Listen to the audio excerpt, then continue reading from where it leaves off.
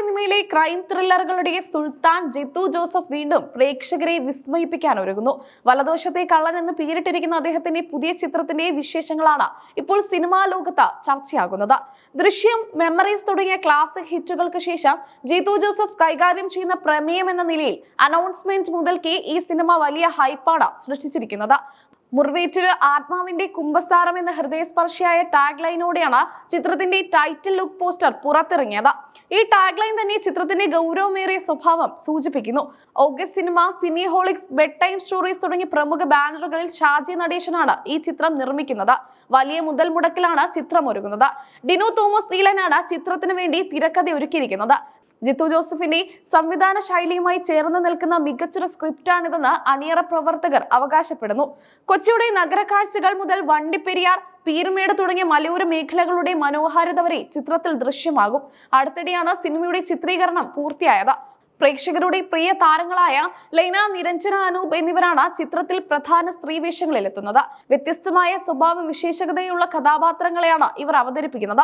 Irshad Ali, KR Gokul, Manoj KU എന്നിവരും ശ്രദ്ധേയമായ വേഷങ്ങളിൽ സിനിമയിൽ അണിനിരക്കുന്നുണ്ട്. ഇവരുടെ പ്രകടനം ചിത്രത്തിന് വലിയ കരുത്ത് പകരുമെന്നാണ് പ്രതീക്ഷ. ലിയോണ ലിഷോയി, പ്രമുഖ സംവിധായകൻ ശ്യാം പ്രസാദ്, ഷാജു ശ്രീധർ എന്നിവരും ചിത്രത്തിന്റെ താരനിരയിലുണ്ട്.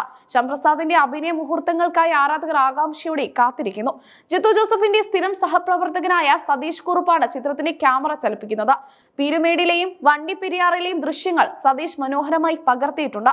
ചിത്രത്തിന്റെ എഡിറ്റിംഗ് നിർവഹിക്കുന്നത് വിനായകാണ്. സിനിമയുടെ താളം നിലനിർത്തുന്നതിൽ എഡിറ്റർക്കുള്ള പങ്ക് വലുതാണെന്ന് ജിത്തു ജോസഫ് പലപ്പോഴും പറയാറുണ്ട്. പ്രശാന്ത് മാധവാണ് പ്രൊഡക്ഷൻ ഡിസൈൻ കൈകാര്യം ചെയ്യുന്നത്. ചിത്രത്തിന്റെ മൂഡിന് അനുയോജ്യമായ സെറ്റുകളും ലൊക്കേഷനുകളും ഒരുക്കുന്നതിൽ അദ്ദേഹം പ്രത്യേക ശ്രദ്ധ പുലർത്തിയിട്ടുണ്ട്. വിഷ്ണു ശ്യാമിന്റെ സംഗീതവും വിനായക് ശശികുമാറിന്റെ വരികളും ചിത്രത്തിന്റെ മറ്റൊരു ആകർഷണമാണ്. സിനിമയുടെ വൈകാരിക തലങ്ങളെ സ്പർശിക്കുന്ന ഗാനങ്ങളാണ് ഇതിലുള്ളത്.